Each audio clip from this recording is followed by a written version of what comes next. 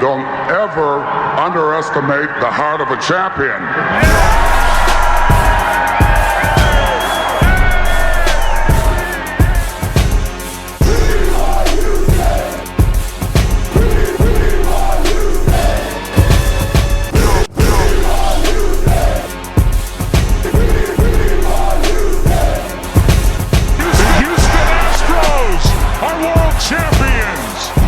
First time in franchise history. Don't ever underestimate the heart of a champion.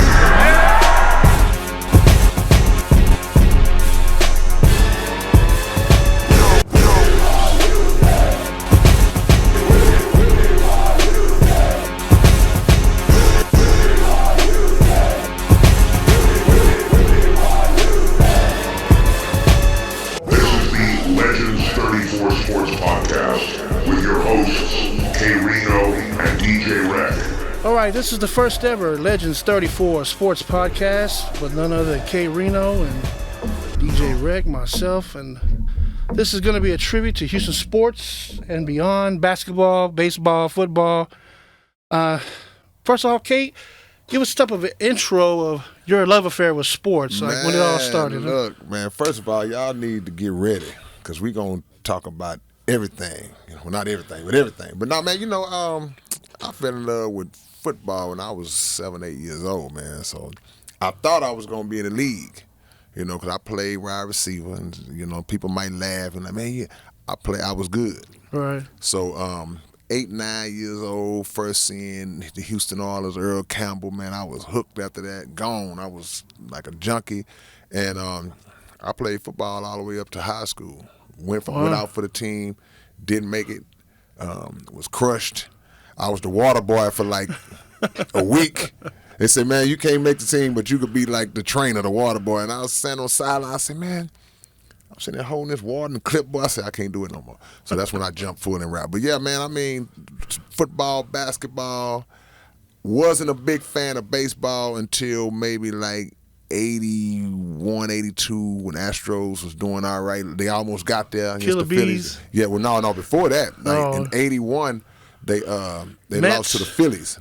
Oh, yeah, okay. They lost to the Mets in 86. Right, okay. So that's kind of when baseball got in. But the big three sports, man, your brother been in it for a long time, man. Not to tell nobody's age, but I think you're a little older than me, so it's cool to get some more memories from before me. Yeah. I was born in 75, so you was born before that. So I imagine you have a lot of really great Oilers memories to share, right? Bro, look, man, when like I say, I put this in my book too. When I was young, my grandmother put me up on football, and the Oilers were playing somebody. I forgot who it was, but they were losing.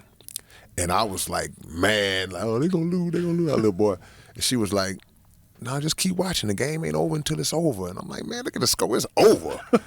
And they came back and won the game.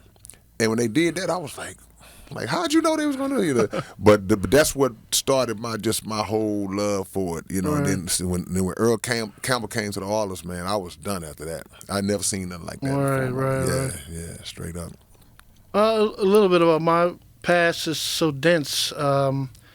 Also, Oilers fans from birth. My mom and dad, we had the Love You Blue uniforms, and we were going to the Astrodome. And was never a Boy Scout, but my cousins were. At one time, we got to ran the bases. Yeah, Astrodome. Oh, man, that's cool. With Jose Cruz Senior. Yeah, right, Terry Poole. Right. And played basketball my whole life, man. Like you, we share that commonality. Street hooping.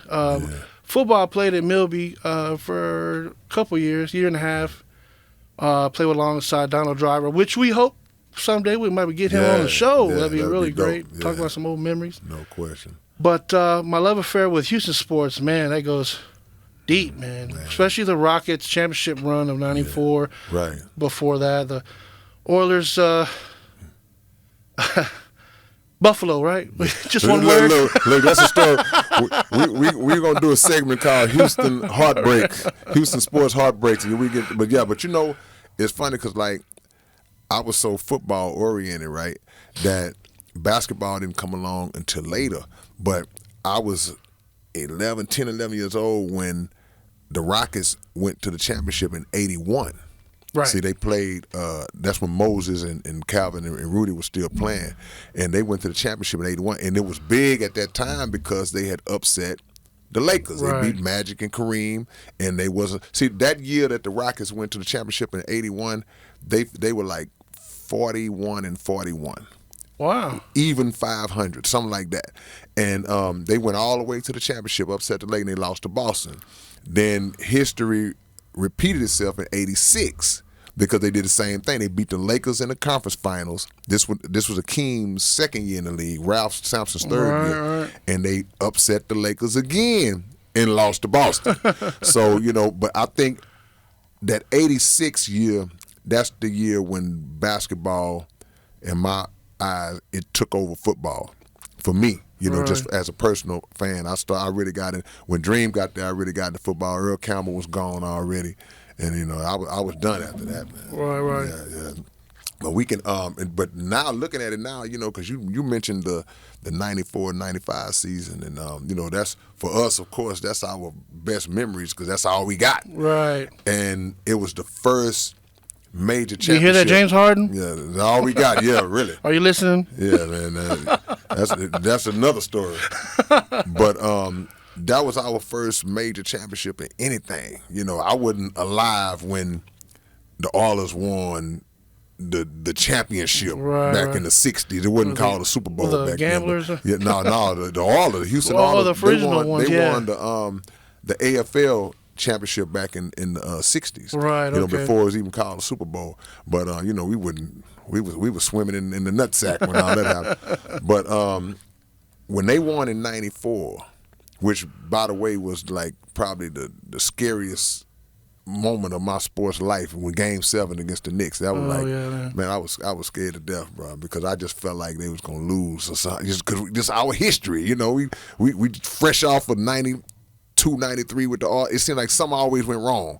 But they broke through, man. So, those teams always have a special place.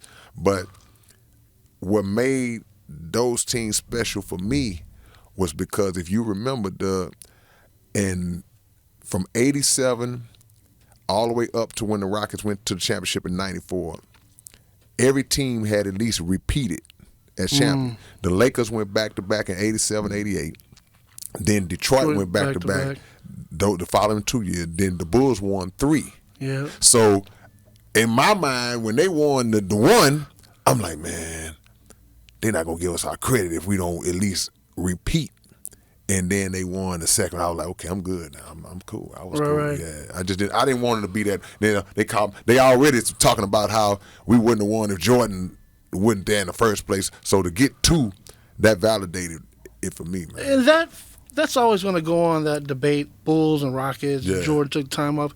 What one that gets overcited, though, is this is a good question for this sports podcast. Yeah. Will we have won it the second year if Clyde didn't come? Yeah. If they'd kept Otis Thorpe? Well, let me go to the first year, the 94 year, when they had the first team that won.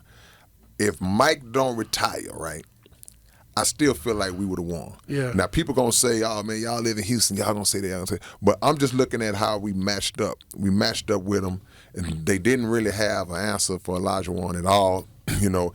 We had the big guys. Thorpe could have matched up with Horace Grant. All the different positions was cool. And like the narrative have always been, the Rockets used to beat them. Used to beat them. They really didn't have any problems with that team.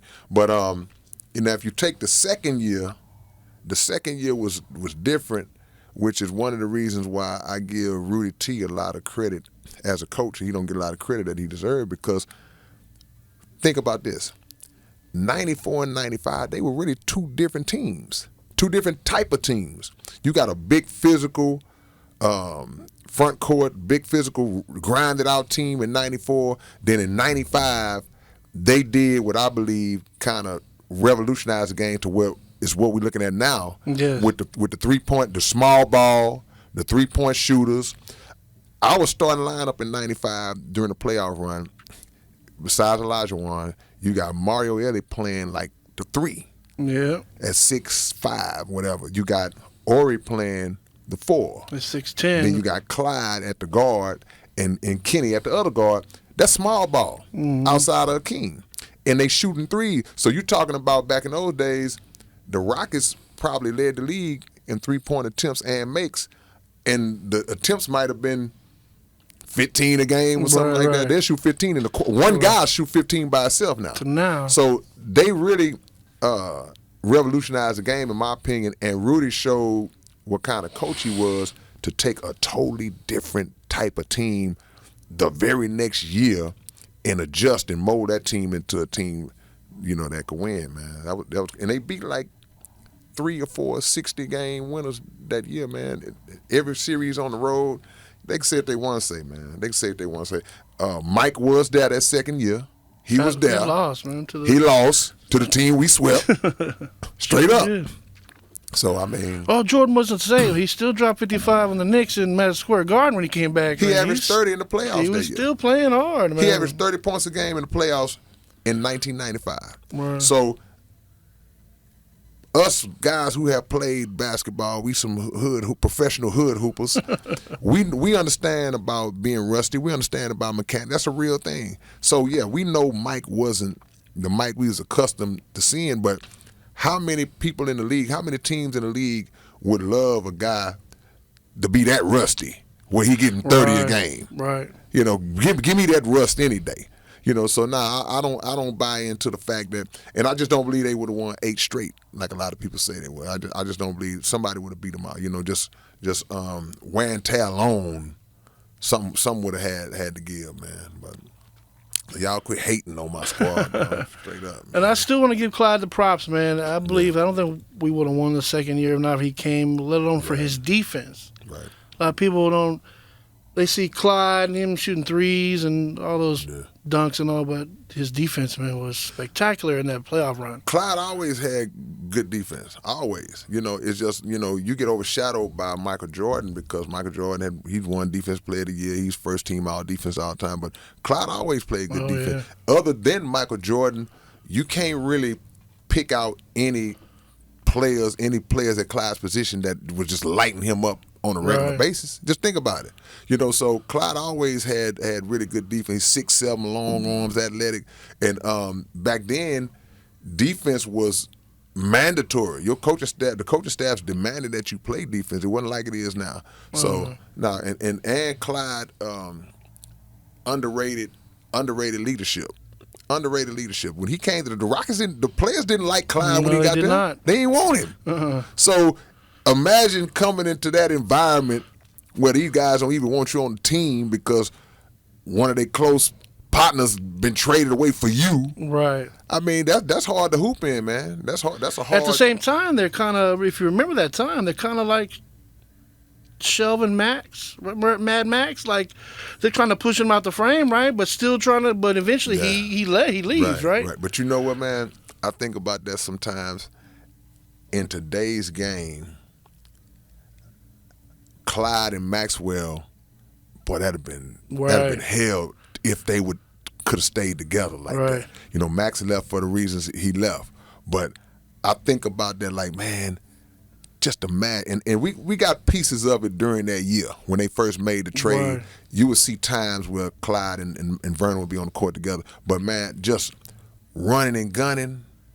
Scary thought, man. They could have worked it out. Man, if they could have worked that out and even come back the next year and just had, those two horses running, man, even with Kenny and Sam and those guys, man, that would have been strong. I think we got caught up in that mind frame of either or. It had to be one guy or the other playing the most minutes. Right. And, and it's not like that now, but it really could have worked out if both those dudes was on the court at the same time, man. Yeah, I agree. They've been scary for the other team, bro. Just on the court at the same time is scary. And look, and peep the game. Had that happened, I really believe we could have beat the Bulls then. Oh, yeah. It wouldn't have been a question about he loved Jordan. Max was the one guy that wasn't intimidated by Jordan. I mean, I can say that other guys were typical. Clyde would intimidate. Mike was just a better player than everybody. But to have both of them out there where you can spell, I mean, come on, man. Come on. That'd have been ugly, bro. That'd have been ugly, man. Head into current events right now. We got the March Madness is rolling on, man. We got, unfortunately, the U of H lost. Yeah, man. The Cougs, man. The Schneiden gone down. Who knows? Bad break. I watched the beginning part of the game. They looked good because they was pressuring Duke, giving them a lot of problems, having throwing the ball away. But when Shed went down, it was like I still thought they had a chance, but I saw, in basketball, you could feel the tide turning. You could feel the momentum swinging. I was like, I don't know if they're going to be able to get it back without their best player, but I just saw things like I don't know if the shooting was not on point. It seemed like they didn't have a lot of shooting going on for U of H, and the size of Duke really like pounded them, man. Right. Those big old guys that they had out there, man. So it's unfortunate, man, because it seems like Kelvin Sampson always has a team that looks like they can get it done throughout the season and going into the tournament, and then something always goes wrong, man. But Was this the first year they were ranked number 1 through the whole season, or last year too? I'm not sure. I don't know if they were ranked number. I know this year they were, but I don't know about last year. But I think that this was probably the second time I heard just national media and even local media talking about how they really felt like it could happen. It Right. could, it could get done. But and it's crazy because I bought into it too. And I don't really watch a lot of college basketball, but when we good, I'll peek in on Right. it like, oh, okay, yeah, we are. So it was tough, man. But to lose a game is one thing, but to lose it, in my opinion, because your best player go down at the wrong time, that's hard, man. That's hard. It's a hard pill to swallow, Yeah, man. yeah, man, yeah. But I think as far as even in women's, I don't think there's anybody in Texas that's got through men's or women this year. Nah, it's all. But the women is still a interesting look because of the teams that are now remaining, man. Of course, I was pulling for LSU. I was rocking with LSU, but you got to get Caitlin Clark her props, man. I mean, She's pulling from the logo. Man. She went full on. Repeatedly. She went full on Luka versus the Rockets the other day on us, man. But it was the same thing that I saw when I was watching that game when Luka went off. And this the first time, because don't get me wrong, I love Ime Udoka. I'm so glad that dude is our coach. Same here, man. But that was the first time that I saw him not make an adjustment to maybe double Luka or take him out the ball. And that's what I saw with Caitlin Clark last. I'm like, why are they letting her go one-on-one like this? Right. You know what I'm saying? And you could say, okay, you got to get up, you got to sit in her lap. But like you say, she pulling that thing from so far out. But still, you got to be in her lap and you got to send. My theory is once she knocked down 2 of those long three from way out, she would not be one-on-one after that no more. At least try to keep the ball out. You're not gonna go, because players like that and shooters like that, just like Steph Curry and all that, man, they gonna see that one go in, they gonna knock down that second one, the crowd going crazy. That third one is gonna be a heat check that they're just gonna really try. And if that go in, then the worms out the can, you can't put them back in, man. So I think that an adjustment could have been made to deal with her, but what people don't look at, they get caught up in the shooting. She had 12 assists. Right. She had 12 assists, bro. It set up her teammates, man. Yeah. So that tells me that she had figured out how to read the game, because they lost to LSU last year. So for you to still, you don't give up everything. You don't get to do everything. You don't get to hit 41 and get 12 assists on me. It's just going to be, you're going to have a lot of assists or a lot of points, not and. And she was able to figure out how to do both, man. So salute to her, man. Well, this is one of the segments I guess everybody was waiting for me to go on a little rant here. So we bring up Caitlin Clark, right? Now, I don't want to, rain on her parade, and I love what she's doing and all for women in basketball. But recently, ESPN had this segment where they comparing Pistol Pete Maravich to Caitlin Clark. Yeah. I got an issue with that. Why? And that's why I'm doing this particular segment. Let's not forget Pistol Pete Maravich. Right. The man led the league college basketball for 40 points a game. Right. for like 4 seasons. He set records to never be broken. Right. Why? There was no 3-point line then. Yeah, that's crazy. That's crazy. So it's a tough.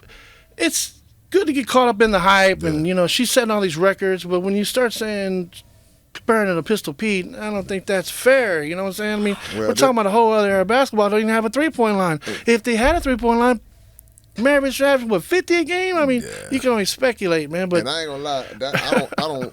This is the part where I might get in trouble. I don't like to compare a men's player to a women's player anyway. Right. I don't like to the do small that. ball, different lines, and lengths. different levels of physicality and all that. So if we gonna have that conversation, I would let's talk about her in the conversation. If y'all gonna talk about her and Cheryl Swoops, right. her and Cheryl Miller or something. Correct. Like now we can have this argument because a comparable argument. Because there's no way I would take her over Cheryl Swoops or Cheryl Miller, somebody like that. I know Cynthia Cooper played with Cheryl Miller in college for a minute, but I would do that kind of comparison, comparing just more so than trying to compare her to a dude. Right. That it's just a different kind of game, man. But to your point, the 3-point line changed everything in pro and in college, because even in the pros, a lot of the records that we see now, it's so many guys. I never in my life seen so many guys hitting 60 and 70 points in the NBA. Right. And most of the guys who are doing it are perimeter guys. Right. And that's because of the 3-point line mixed in with the ability to get to the free throw line a lot of time. Like you mentioned James Harden, that was his thing, back in his prime when he was down here. But yeah, man, we gonna compare. I ain't gonna compare no females athletes to male athletes. You just appreciate the greatness in their fields, and like another commonality, right? Street hooping, right? Because we used to hoop together in the neighborhood, and we had a guy that lived in the neighborhood, Sugar Ray Destin. He was 6'6". Yeah, I'm name dropping you, Sugar. Yeah. Yeah. This dude want to shoot 3-pointers. I'm like, dude, get your big ass inside and get a rebound, block some shot. You imagine that when you were back in the day hooping. You still hooping. The big dudes 6'10", they want to shoot threes. The game's changed now. That's what the game is now. Back in the day, that was shameful. Look, they don't hardly even teach these big guys to post up no more. Right. It's like you going straight to the 3-point line because teams want that guy, that all-purpose, multi-purpose guy. They want to be able to say, well, he's 6'9". He can face up. He can hit the step back through. Look at Wemby. Yes. Look at Wemby. And so a lot of people saying, well, we never saw nothing like Wemby before and all that. And my thing is, outside of the 3-point shot that he'll take from time to time, I don't agree with that because I remember Ralph Sampson. Yes, sir. And before I even heard of Wembanyama, I was like, man, I can imagine if Ralph Sampson played in today's game. Because his game, people don't remember, Ralph would get the ball, get the rebound, and take off down the court. You had handles behind the back, through the leg, 7'4". Yes, sir. So, if you've been around long enough, you've seen similar things to what we're seeing now. It's just that the game is changed slightly to where bigger guys got more freedom. Because to your point, there ain't nowhere in the world you have a guy that big. We do that playing now. It's like, dude, you big old guy, you walking all over. What you trying to shoot threes? So, I mean, it just, and people get mad when you talk about, like, man, this is y'all old school. This is a new game. Yeah, I understand. But one thing that's not going to ever change about the game is high percentage shots versus low percentage shots, and what's more efficient. So if I'm 7'3", it's a greater chance that I'm gonna score if I'm further down, closer to the basket. Because even at a guy that's 6'10", 7 feet tall, at his best, unless he just a God-gifted, exceptional shooter, the best you can hope for maybe is mid 30% from the 3-point line from a guy, because a lot of perimeter guys, that's the best you're going to get. Like, only the Stephs and Clays and guys like that going to get up to the 38, 39, 40 point. But nah, man, get down in the paint, man. The post up is lost, man, and that bothers me being a fan of Elijah Wan and even the bigger guys who wasn't on our team. The Shaqs and the Patrick Ewings. Man, it's no more efficient shot and getting down that paint, jump hook, drop step, dunk. Come on, man. Easy money. Food for thought. What would Matt Bullard do in today's game? Oh, because Matt gonna get he gonna get probably 9 or 10 3 Mr. attempts Camp a game. out behind the 3-point line. Yeah, right? he gonna get those attempts. But again, like I say, Rudy T's offense then gave glimpses of what we seeing now. Stretch four, back right? then. Yeah, the stretch. That Robert was Horry. before they termed it. Robert Horry Horry, same thing. was a stretch. Even he came in as a 3, but he turned into a 4, so shooting that 3 like he did. So I mean, Well, I'll be fair though. Sam Perkins used to torture Dream. Oh my God, come on, Dream, come out here 30 Right. feet. He's like, nah. Yeah. See, you always had guys that would occasionally step out and knock them down, but Not it like wasn't now. consistently. Even when when Ori started doing, like you mentioned, Sam Perkins, Bill Lambier used to step out Yeah. and hit the 3. There's another guy that came along maybe in the early night, Terry Mills. Yeah. Used to step out and shoot the 3. So they always had big guys that could do it. McHale stretched his game out towards the end of his career to the 3-point line. So, I mean, you got guys that could do it, but, man, a lot of those people you name now, man, they would be shooting 10 minimum Right. a game. Right. You know, and analytics got a lot to do with that. You know, that's why I'm not a Daryl Morey fan. I don't really like Daryl Morey as a general manager because that was his whole thing, and you can't put so much emphasis on one aspect of the game with the 3 is more than 2 and all that, but you're neglecting other key points of the game like the defensive side of the ball and knowing how to find a balance between shooting all those 3s and saying on a night where you lose a game because you missed 27 straight to say, okay, let's get off the 3 for a little while. Let's make the next 6 or 7 shots mid-range or to the basket. You know, and that would cut that in half, man, to where we might have won that game, man. Right. So, I'm bitter, bro. I'm a bitter Houston Speaking of sports bitter, fan. let's talk about the current Rockets, right? Yeah. Bitter for worse, right? I want to go back on earlier in this season. We ain't talked about this subject. Yeah. The foul call in the Knicks game. Okay. You remember this? The call that the Knicks Holiday. wanted. He's shooting and Brunson. Yeah. fouls Yeah, him. Right. Fouls him. Right. But the Knicks, everyone swear up and down there was no call. Even the ref said after review there was no foul. Yeah. Do you know what I'm talking about? Yeah, no, What's your opinion? I remember it looked like a foul to me. I watched it like was on 10 the 3-point times. line. It's a Yeah. foul, man. We've seen plays where minimal contact is called, and we've seen plays where extreme contact, obvious blatant contact is not called. Now, this gonna sound real messed up coming from me, but that game took place in the Toyota Center. We was in Houston. I remember that game. Bro, if I'm at home, I want that call. Right. That's how I look at it. Now, when I watched the game, I saw some contact. But I don't care if there was any touching between those two guys and my guys at home, I want that call because I feel like if we was in New York, they would have got that call. Right. If it was the other way around and Jalen Brunson was the one shooting, they would have got that call. So, yeah. I mean, I remember that play, but too bad. That's how I look at it. I'm a homer. I'm an unapologetic homer. Well, let's bring them up to date, man. Cam Whitmore went down. Jalen Green said, hey, I'm going to get my shot opportunities back, and he took the best of it. Yeah. And they rode an 11-game winning streak. They just recently lost. Yeah. What's your opinions on this? You want them in to make it, or we can wait another year? No. If you can get in, get in, because I feel like the core is in place. This is the moment where Without Şengün. With Şengün. Now I'm saying just the core period. Right. I don't know about his status for the rest of the year. I don't know if he's coming back or they're gonna shut him down or what. But if you look at the pieces that they have, I feel like they are at a moment now where it's time to start focusing on trying to win and get better, which I think that's what Udoka and the coaching staff are doing. The years and years of draft picks and all that, okay, in my opinion, it's paying off. Yeah, because Jabari's looking good. He still got a lot of improvement to make. Jalen seemed like he made the jump in the last few weeks Right. Because I was worried. I was like, man, Me Jalen too. ain't making a jump. Right. But in the last few weeks, he making a jump.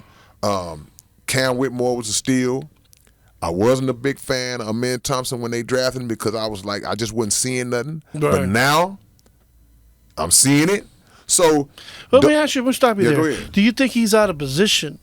well, he's out of position now because Van Fleet is a starting point guard. See, this guy is a guy who's been on the ball his whole life. Right. He been the guy who brings it up and creates and runs the offense. Now he's being asked to play a different kind of role, but it's showing what kind of player that he is and That's what how I'm he's going to be saying. because how many rookies would have been able to adjust to that?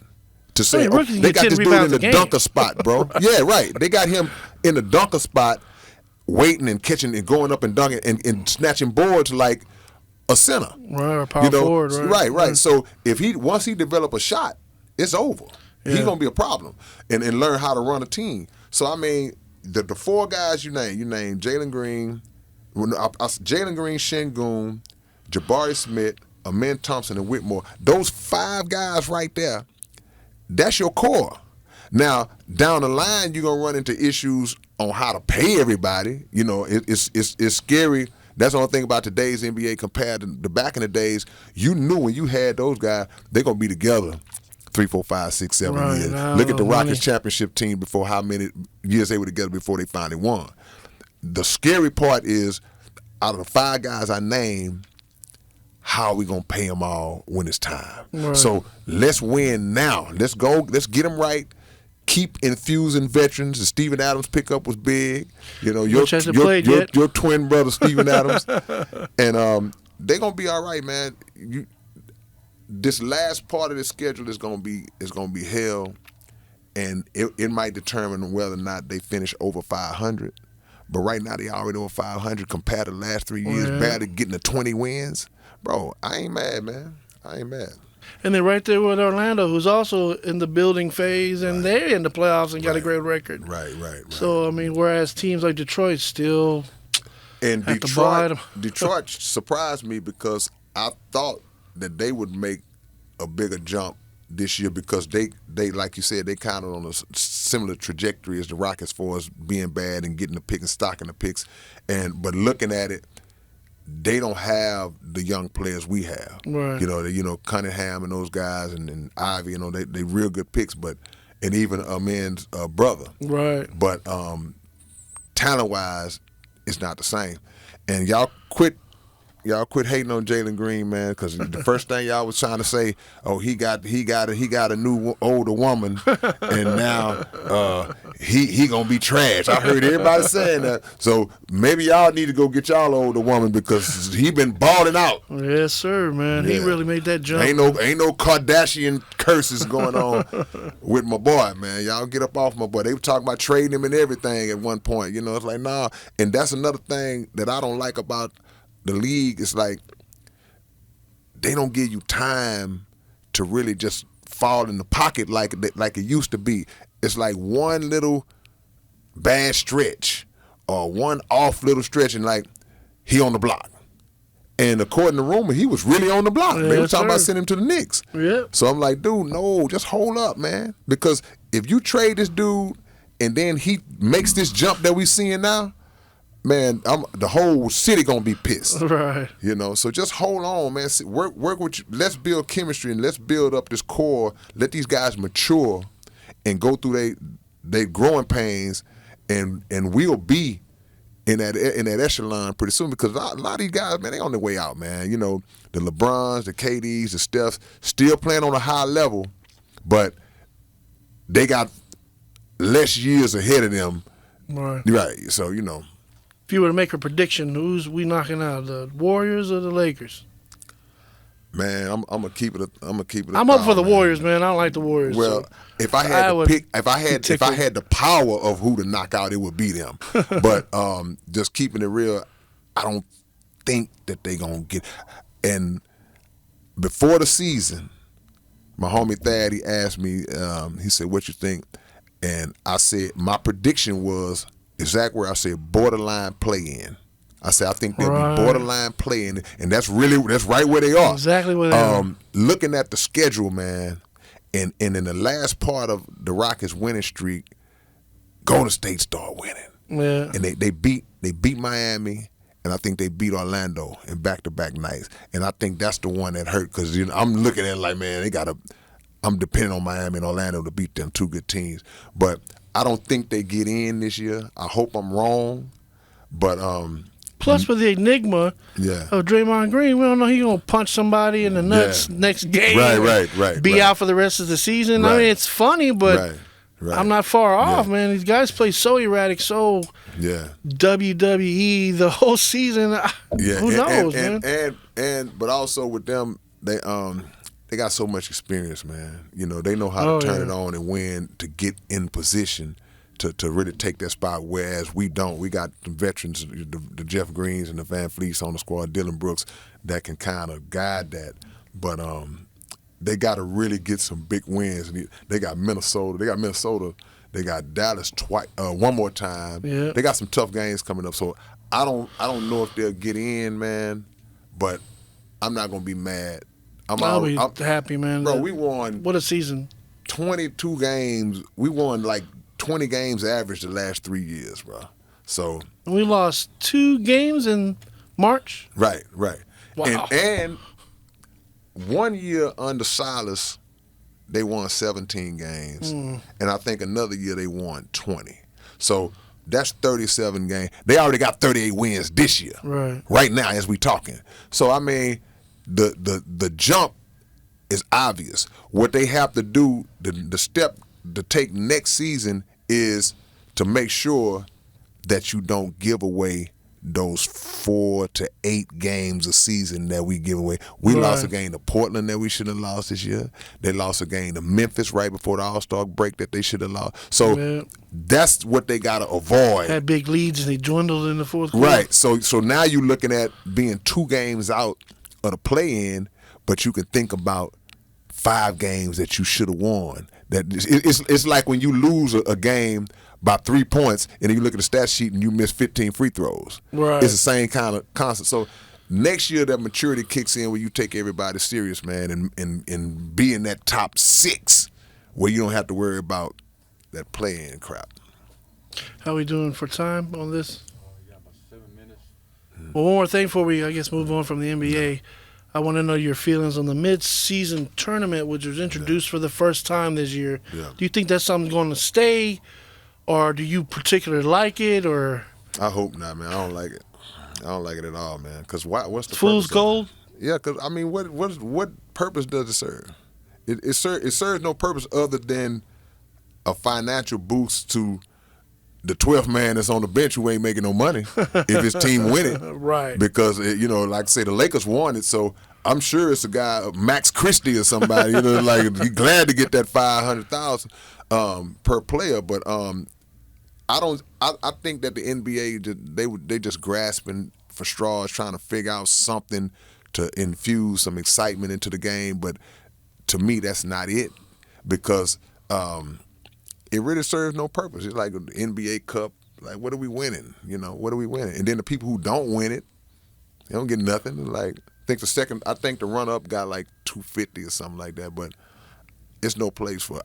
I'm not. Look, the only reason I'm a fan of the play-in is because right now, currently, my team got a shot at it. Right. But if it was up to me, I'm going back to 8 on this side, 8 on that side, because that's ultimately what it's going to be anyway. So it's the NBA trying to find ways to ramp up the excitement. And the play-in does that because people like us are looking at us in the 11th spot, feeling like we got a shot. Right. So I get that, but yeah, I would change it back in a heartbeat to just the best 8. Well, whatever the NBA is changing, which they are, I guess, playing mad scientists, if you will. Yeah. The change we are seeing is scoring. Like, we are seeing era scoring. Have we ever seen an era scoring like this? I mean, 140, 150 a game. The All-Star game was 200 points. Man, talk about that. Everybody's behind the three-point line. It's a whole other game now. I mean, so something has changed. I don't know whether directly because of what the NBA has done or just the players now all shoot threes. No, it's all the NBA. When you're trying to market a certain brand, you're marketing it towards people who want to see excitement. As a basketball purist, a basketball historian, people like us, I can speak for myself. I never had a problem with the 81, the 80 games that was playing like in the Van Gundy You're telling me you have days. no problem with Jeff Van Gundy basketball? No, exactly. I had no problem with it because I like defense. I'm a fan of defense, and it's under 100 points a game. When defense is emphasized like that, it gives me a greater appreciation for guys who can score because it's harder to score. So the 50 that you hit in the 90s, or like you say in the 2000s, in the Van Gundy days, the Popovich days, that 50 means way more than the 50 that you hit today in 2024. So the NBA looked at that and was like, man, to the casual fan, they don't want to sit there and watch these old grinded out games. We want to see 125 to 128. But I mean, look, if it's an honest 128 to 125, that's cool. Right. But that scoring on steroids stuff, man, I'm not no fan of that, bro. I'm just not, man. It's too easy to score. It's a random guy could come out and hit 60, And guys, I never in my life seen this many guys hitting 70 points in a game, ever in my life. And it's not that they're not skilled, not that they're not talented. It's just the way that the rules and the game is set up, is dictated. It opens a door to where a guy can do that on any given night. I like defense, bro. Where Damian Lillard can hit 2 half-court shots in one All-Star game? Hey, and see, the All-Star game, that's a whole other. I tell people all the time, dude, go on YouTube, watch an All-Star game from 1988, 1992, 1983. It look like a real game. Right. It like an actual real game. You see a little, fraternizing here and there, but they playing like watch Kareem and Moses in the All-Star game. They going at it. So, and when Magic and Isaiah get out on the break and they running, any highlights that come along, it's authentic. It's organic. Because they playing for real. Right. The defense is trying to stop. So if Magic do something, it's hard.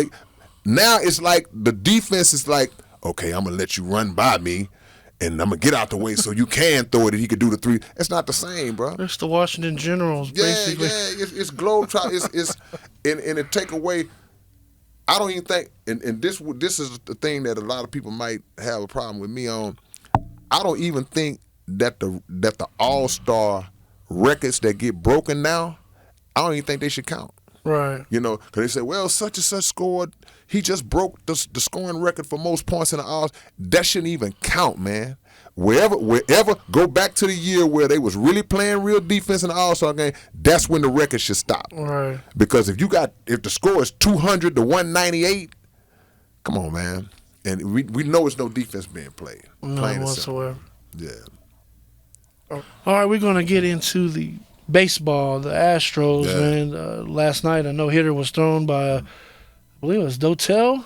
I believe that was his name. I'm getting his name. I don't remember his name. I think it was his 8th start. Yeah. Something like that. He just came into the league last season. Right. And he already thrown a no-hitter last night, which was well needed because we were 0-4 against the Yankees. Yeah. I heard about that on the way over here. I wasn't even familiar. I was so disgusted about that Yankee series. But, I mean, it's early, man. You baseball, for whatever reason, plays 2 million games a year.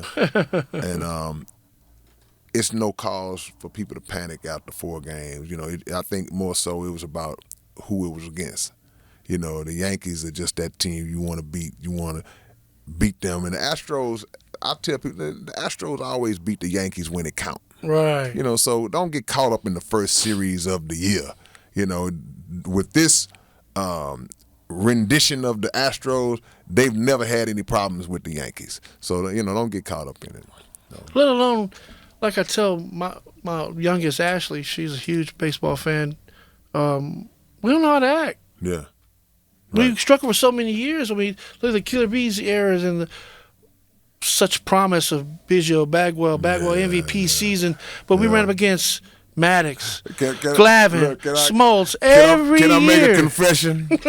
I was not an Astros fan during those. I was an Atlanta Braves fan. So the guys you naming, Smoltz, Glavine, Maddox, Killed us every year. my man. favorite baseball player of all time, Fred McGriff. Chipper Jones. I Yeah. I was that guy who would be just ridiculing all my homies who was Astros fans at that time. I was not a big fan of Astros.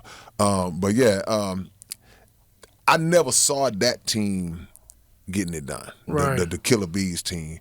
But this team that ended up getting it done, it was like, okay, yeah, them They're a dudes, dynasty, they for real, pretty yeah, much. I yeah. mean, and they gave away like they should have two more easily. You know, they got two, but they should have two more. so that first year they got up against the Rangers, and then Well, the year they the played the Nationals, they came home up 3-2.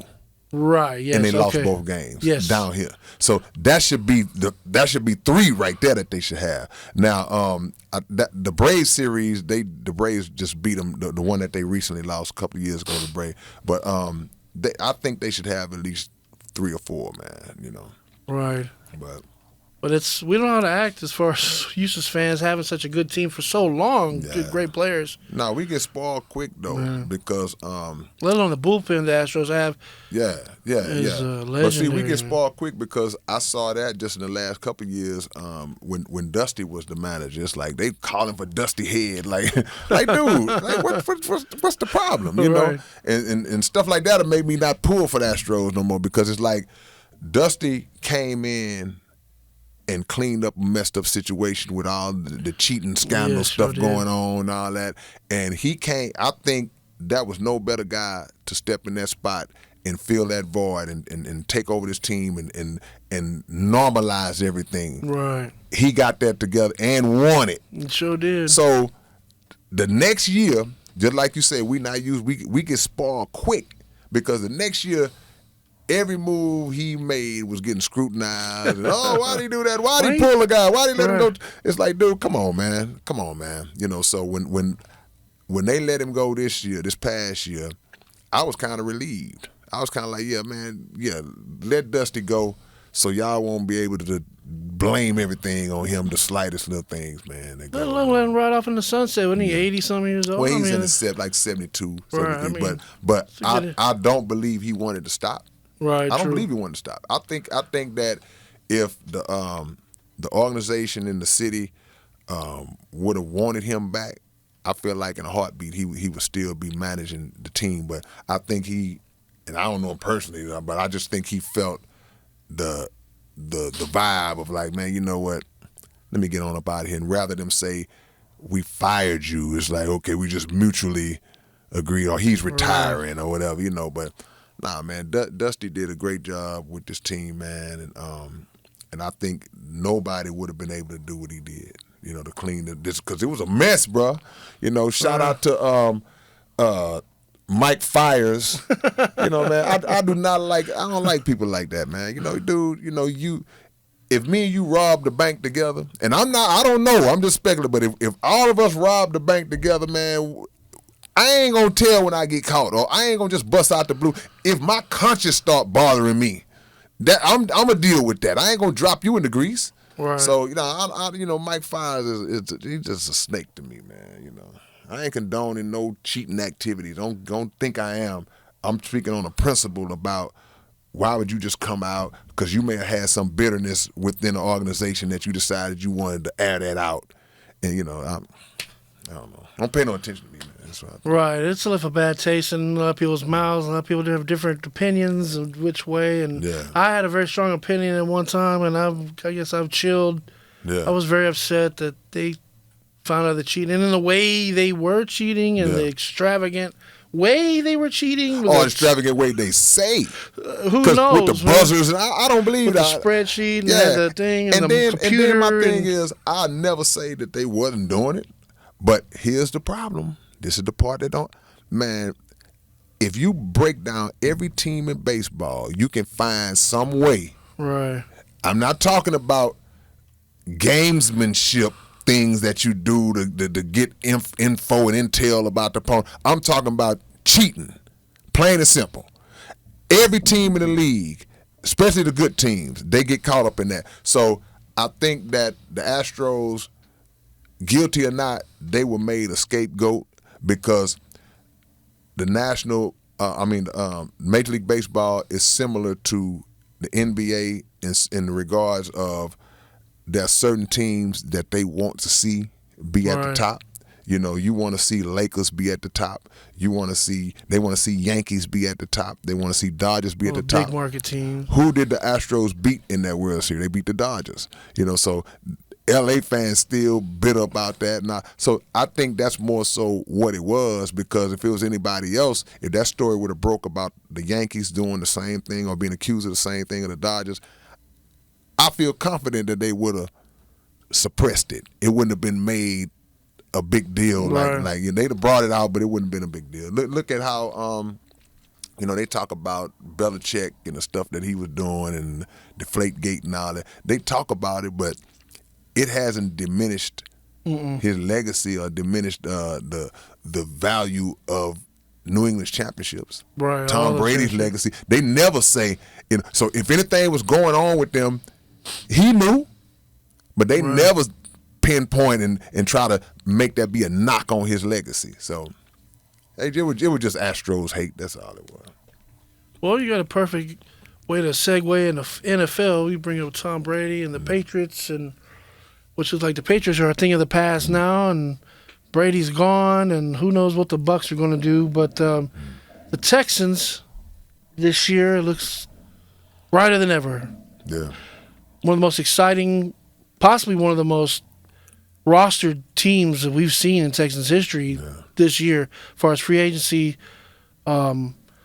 coaching, let alone the weapons they now have acquired. Well, Mixon for one. But it's good to have that for the first time. It feels like a silver lining going into the season. So every year it's doom and gloom, and we don't really know what's going to roll out there, and it's a big question mark. But this year, barring injuries, I hate to say that, but who knows, man? We might be AFC right there in it again. Every year is different. They're going to be playing a first-place schedule this year. So the competition is going to – they're not going to sneak up on nobody this year. Like last year. They're pulling NFC North this year. Yeah. We'll have somebody to check that. I think they play Dallas this year. They're playing Bears, Vikings, Packers, so that division this year. Yeah, that's that's not a cakewalk, right? Yeah, but that's not as bad. The Bears are not going to be a issue, a team like that. They could beat Green Bay. They could beat Minnesota. Detroit's good. I don't know if they play Detroit, but I know they play a first place schedule, which is going to make it a lot tougher. And it's film on these guys now. It's scouting is there. Right. They snuck up on the league last year. Sure did. I gave them 6 games at the start of last year because I think they won 3 the year before. I said they'll win about 6 or 7 games.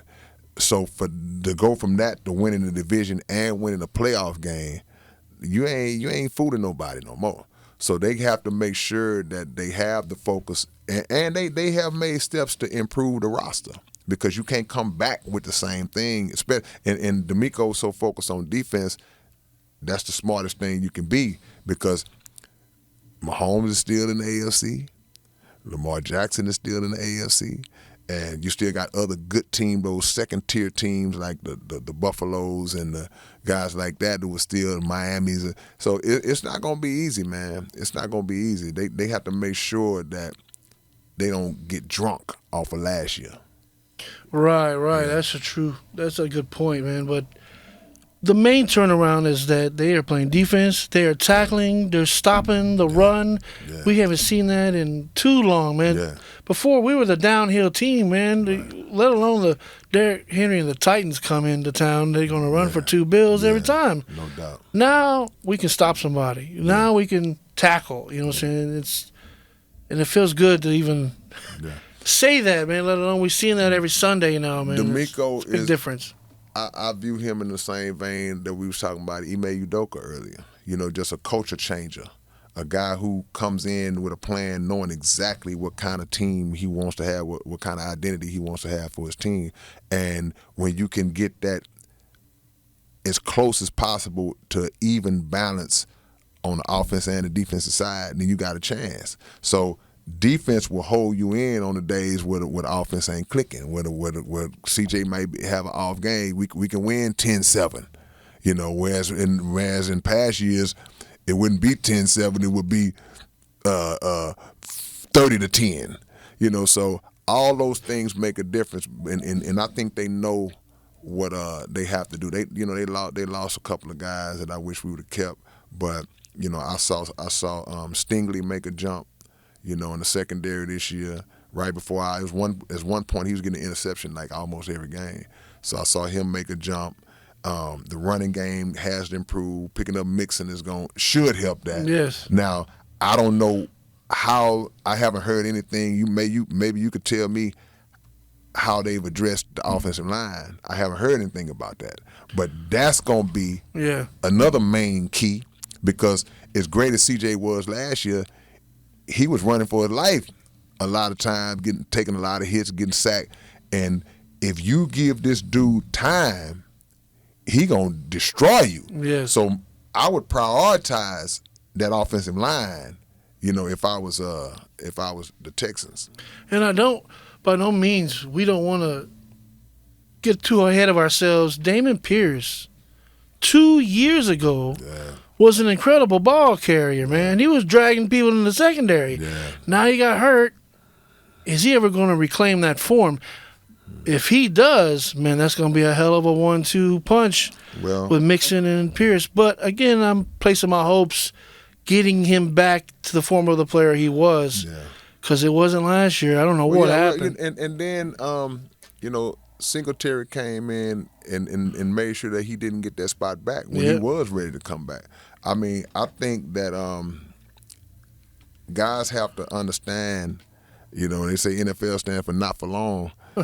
You can't assume your spot going to be solidified. You have to make sure that it's solidified. So you had a great rookie year. The objective should be build on my rookie year, not to just, and I'm not saying that was his mindset, but man, things change so fast in sports, bro. Nobody saw Singletary coming in and being that guy like that, but he was a better player than Dameon Pierce last year, just keeping it real. Made the most of the opportunity. So what happens now is you go and you get Mixon, and Mixon's already an established guy. It's clear Mixon is going to be the featured back. It's not going to be Dameon Pierce coming. Right. He's going to be the guy. So now Dameon Pierce is going to find himself in a position like either playing certain downs or trying to fight his way back into that situation, or God forbid Mixon get hurt, now he's back in that spot. Man, you got to fight for it, bro. You got to fight for it, man. It is going to be interesting. Because the fans don't care who do it. The fans just want it to get done. Right. When Singletary was balling last year, nobody was like, man, it's a shame he took Dameon. We were like, give it to him again. Right. It is what it is, man. Yeah, straight up. What have you done for me lately, man? Hey, that's the league, man. That's the league, bro. You know, so I'm pulling for him because he's young. You know, this is going to be his third year. And he shows so much promise, you know.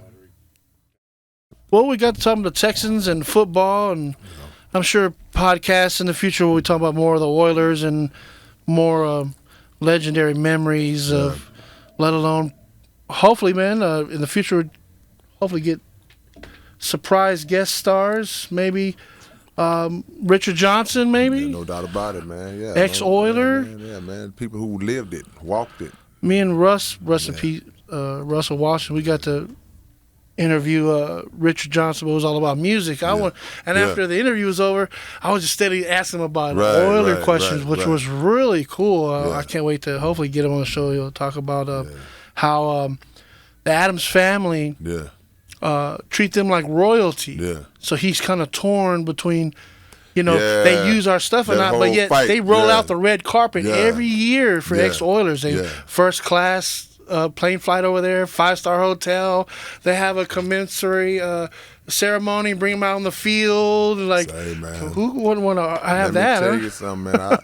I live by the motto, I love who love me. Right.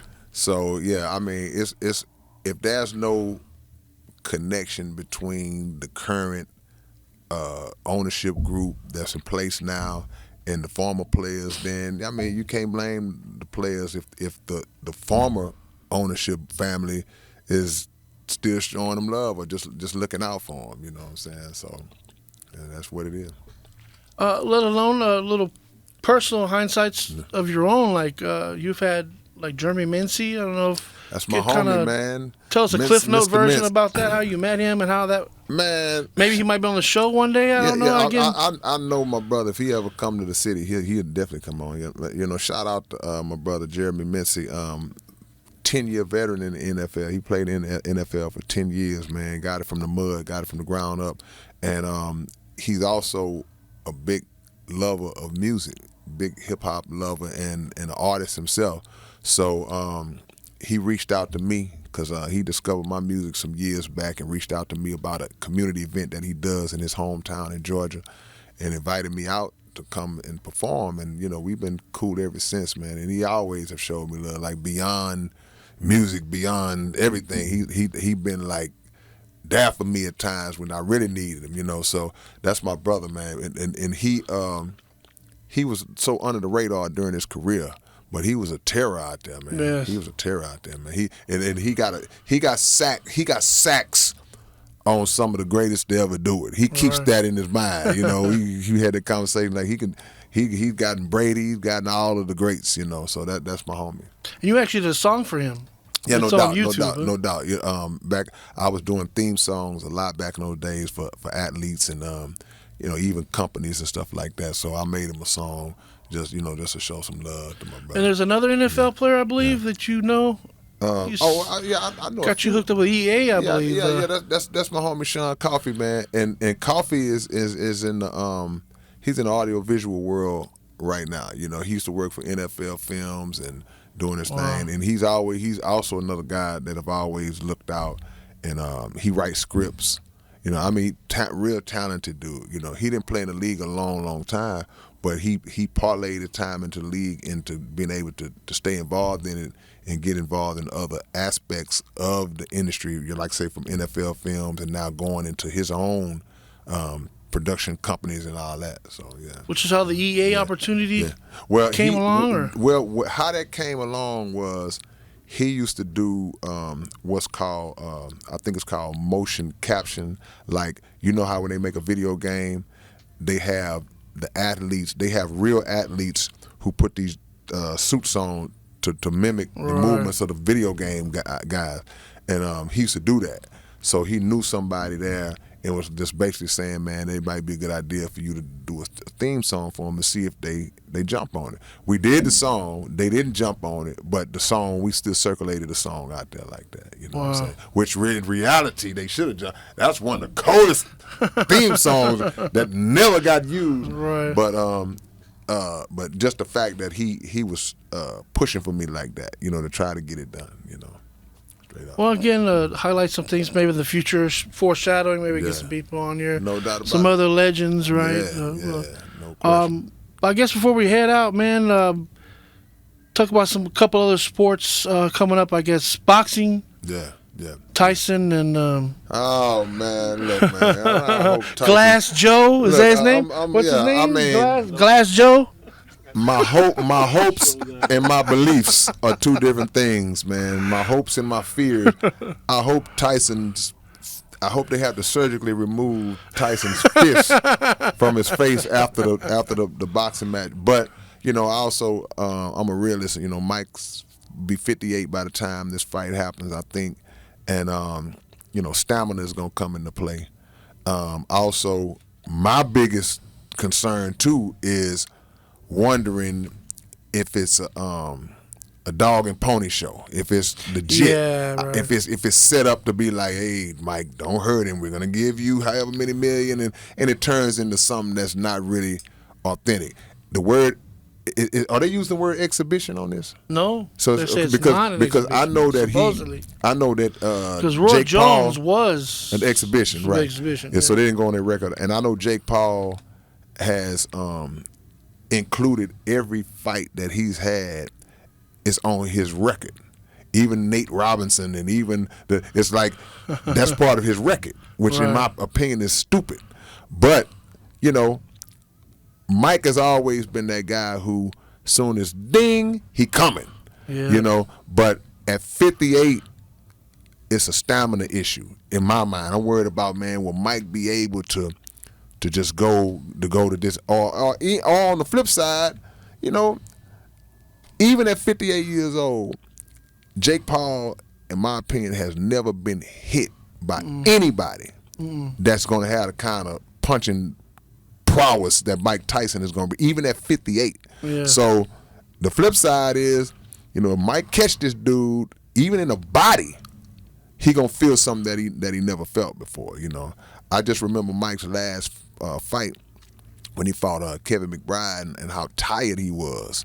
And Mike was in his late 30s at that time. So stamina is going to be something that I'm looking at.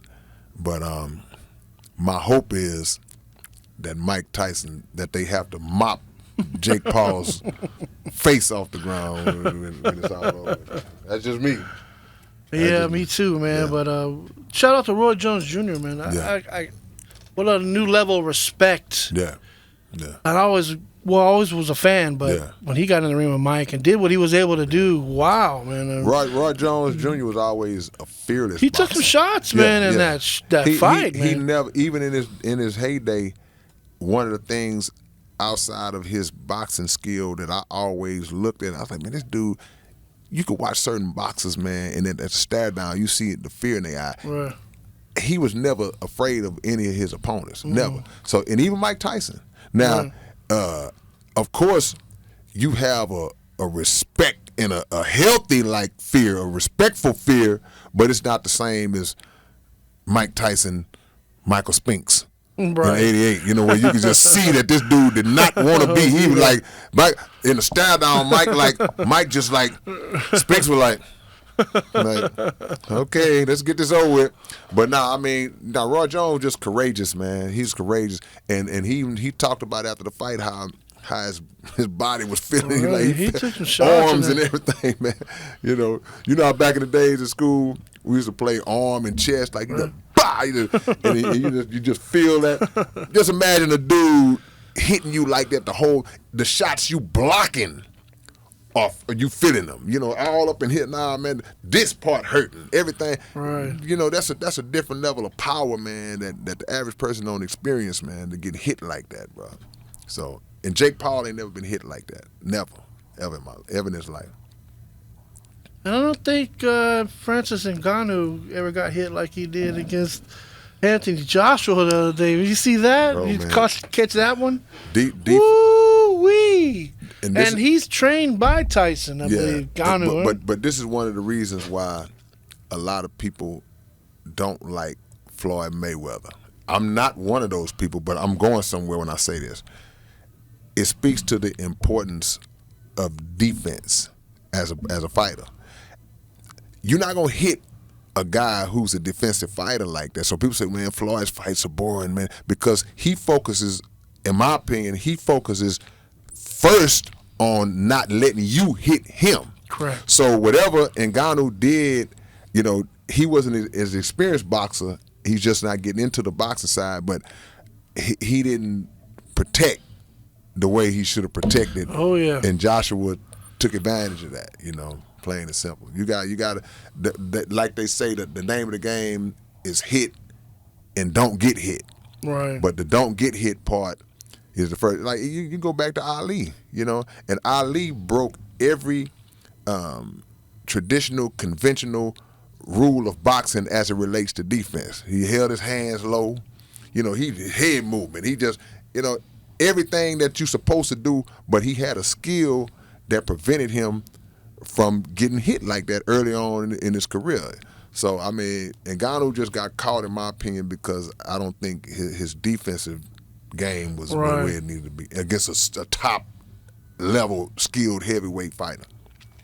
Yeah, and Joshua won with a lot of class and dignity. I like that. Yeah. A lot of sportsmanship. Yeah.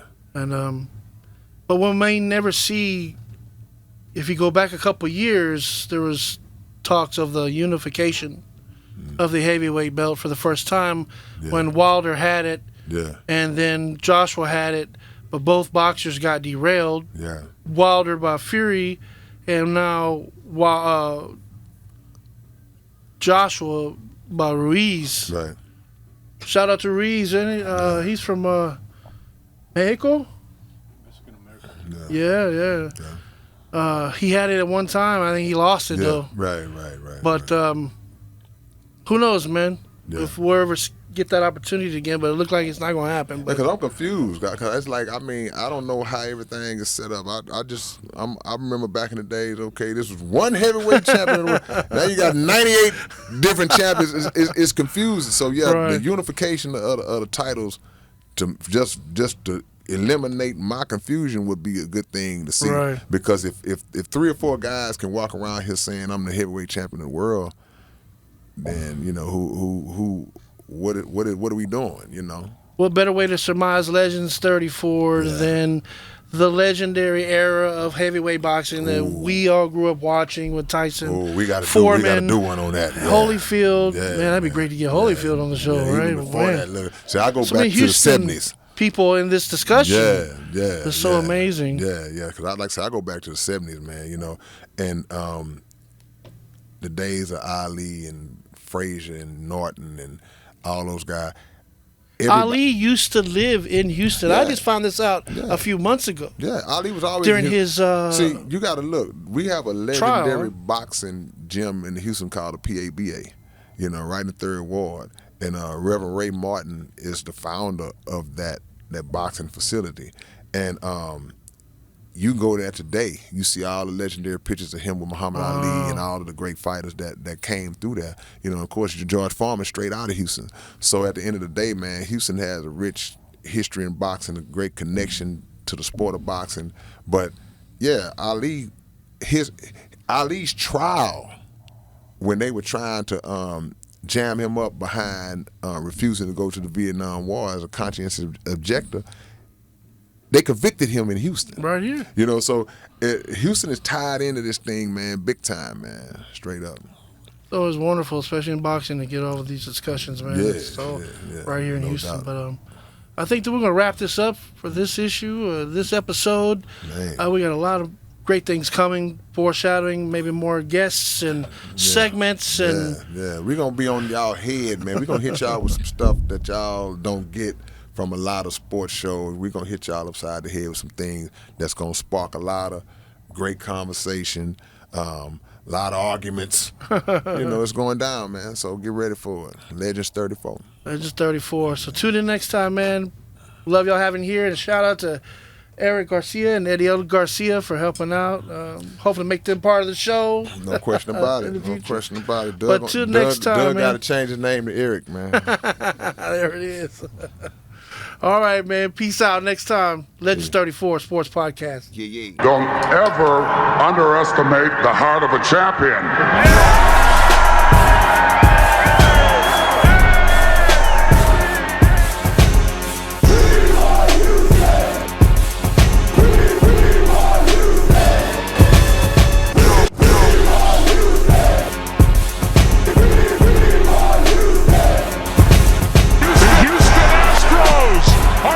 Champions for the first time in franchise history. Don't ever underestimate the heart of a champion.